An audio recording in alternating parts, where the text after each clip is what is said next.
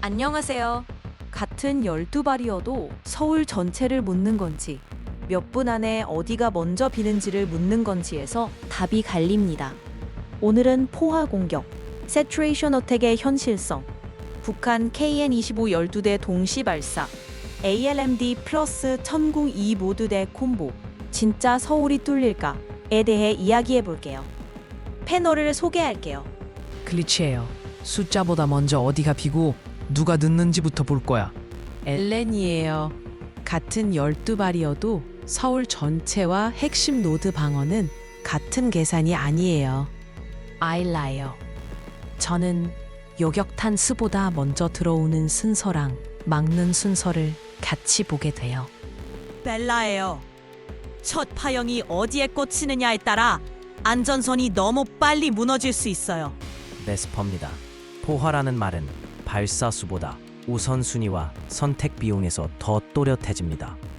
같은 숫자도 지키는 대상이 달라지면 전혀 다른 그림이 됩니다.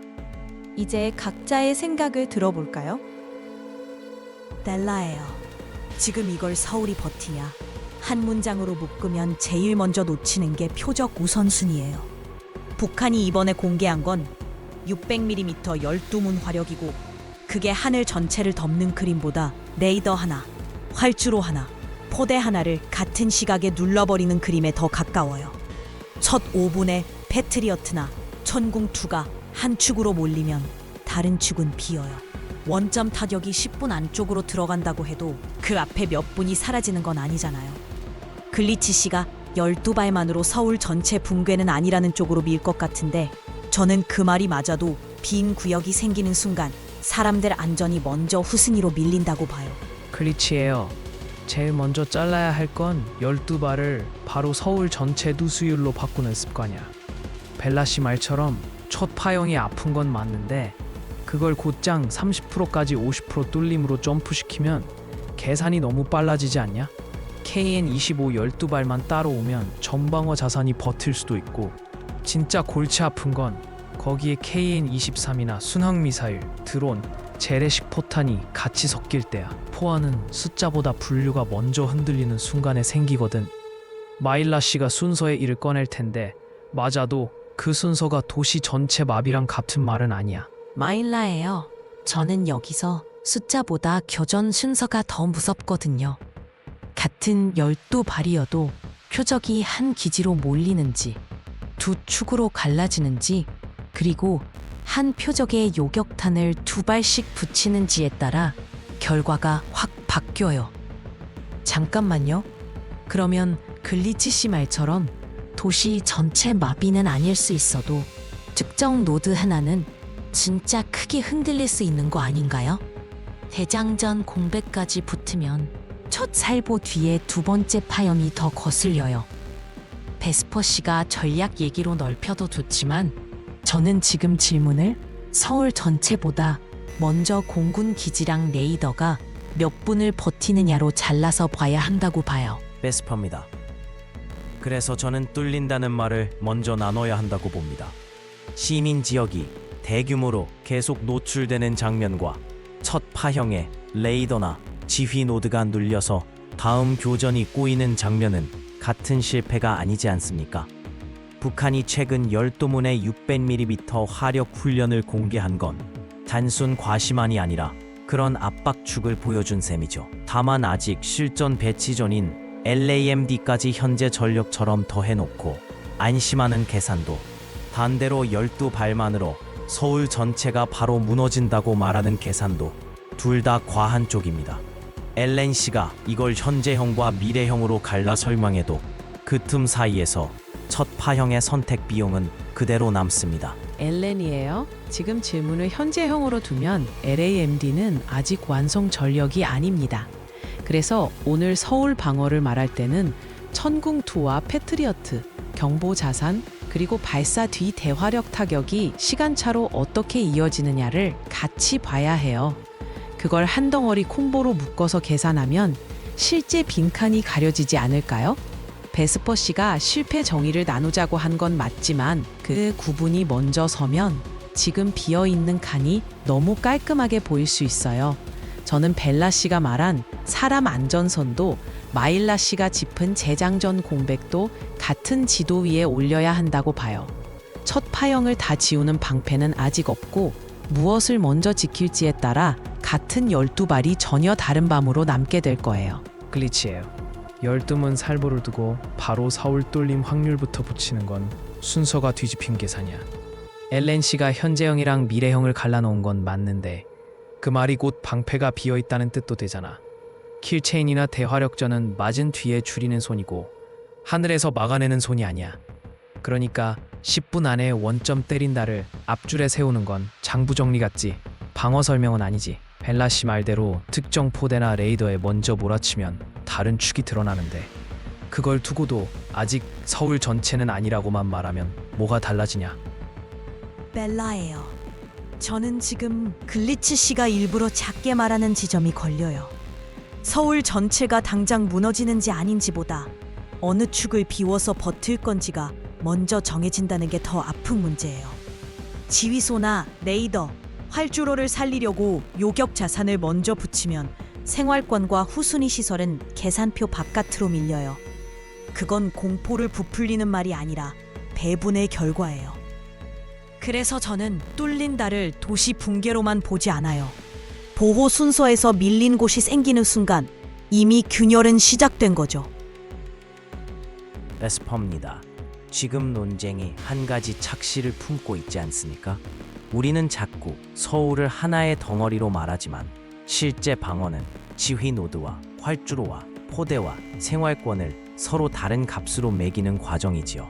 그런 상황에서 동맹 자산까지 늘 같은 자리, 같은 수량으로 있다고 가정할 수 있겠습니까? 더구나 상층 자산 확대는 중국과 러시아를 건드리는 비용까지 함께 불러오니 방어는 단순한 무기 수집이 아니라 외교와 가용성의 게임이 됩니다. 그래서 이 질문의 핵심은 한 번 막느냐보다 두 번째 묶음이 들어올 때도 같은 자세를 유지하느냐에 더 가깝습니다. 마일라예요. 저는 여기서 승무원 손이랑 교전실 화면이 먼저 떠올라요.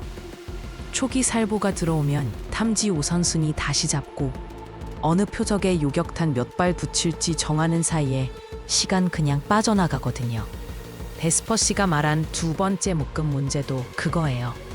한 번 쏘고 끝이 아니라 첫 대응 때문에 레이더 모드 바뀌고 장전 간격 벌어지면 뒤에 들어오는 쪽이 더 성가셔져요. 그래서 원점 타격 10분 이야기도 출격선이 멀쩡하고 통신이 안 꼬일 때 얘기예요. 활주로 한 군데만 묶여도 반격 시계가 바로 늦어져요. 엘렌이에요. 계속해서 말하자면 지금 이 논쟁에서 가장 조심해야 할 건 서로 다른 층위를 한 문장에 합쳐버리는 일이에요. 현재형 계산과 미래형 설계를 분리해야 합니다. 지금 당장 묻는 질문이라면 램들을 완성 전력처럼 올려놓을 수 없고 천궁2와 패트리어트도 어디를 먼저 지킬지에 따라 결과가 달라져요. 반대로 미래형 설계를 말한다면 미군 자산의 변동 가능성과 주변국 반발 비용까지 같이 넣어야 그림이 맞아지죠. 그래서 저는 서울이 뚫리느냐보다 무엇을 살리기 위해 무엇을 비우게 되느냐가 더 정확한 문장이라고 봐요. 글리치예요. KN25를 그냥 장사정포 숫자로만 세면 계산이 처음부터 꼬여. 이건 370에서 380km급으로 날아오고 30초 간격 살보도 보여준 물건이라 발사수보다 도달창이 얼마나 겹치고 표적이 어떻게 묶이느냐가 더 세게 박혀. LAMD를 오늘 밤 실전 방패처럼 얻는 건 엘렌 씨 말대로 아직 앞당긴 계산이고 그래서 지금 남는 건 천궁2랑 패트리어트가 어느 축에 먼저 붙느냐 뿐이야. 벨라 씨가 말한 빈 구역은 진짜 생길 수 있어. 그런데 그걸 바로 서울 30에서 50% 누수처럼 말하면 또 다른 과장이 되지 않냐? 한 파형으로 포대랑 레이더를 흔드는 거랑 도시를 통째로 여는 건 같은 장면이 아니잖아. 벨라예요. 교전 채널은 무한이 아니에요. 한 표적에 요격탄을 2발씩 붙이는 순간 다른 쪽 배분이 바로 얇아지고 재장전 공백까지 붙으면 첫 살보 뒤 두 번째 창이 더 위험해져요. 원점 타격이 10분 안에 들어간다고 해도 그 앞 3대 5분은 요격 자산이 직접 버텨야 하니까 반격 시간표를 앞줄에 세우면 방패 빈칸이 가려져요. 글리치 씨가 도시 전체 붕괴랑 노드 손실을 나누는 건 알겠는데 그 구분이 후순위 구역을 지워주진 않아요. 서울이 안 무너졌다는 말로 끝내면 먼저 비워둔 좌표는 누가 책임지나요? 베스퍼입니다. 여기서 자꾸 서울이 뚫리느냐 아니냐로만 자르면 오히려 판단이 흐려지지 않습니까?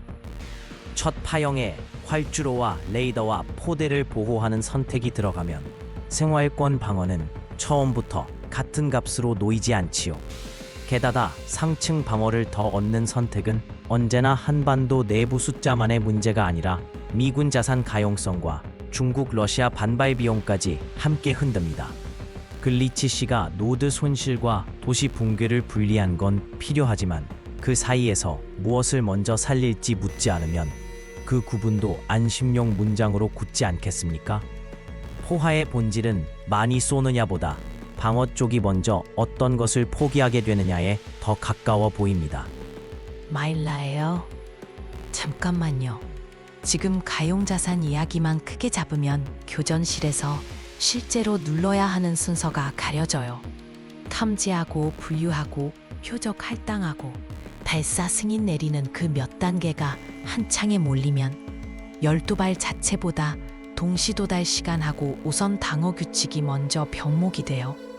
한 축에서 레이더 추적이 꼬이거나 활주로 독구가 늦어지면 원점 타격 시계도 바로 밀리고요. 베스퍼씨 말처럼 선택 비용은 맞는데 그 선택이 화면에서 내려오는 속도는 생각보다 훨씬 거칠어요. 그래서 저는 아직도 서울이 안 뚫렸다는 문장이 너무 빨리 나오는 게 제일 걸려요. 엘렌이에요. 지금까지 나온 말을 한 지도에 올리면 서로 다른 실패를 같은 단어로 부르고 있다는 점이 먼저 보이네요. 현재 전력과 설계 전력을 한 계산표에 섞는 건 오류입니다.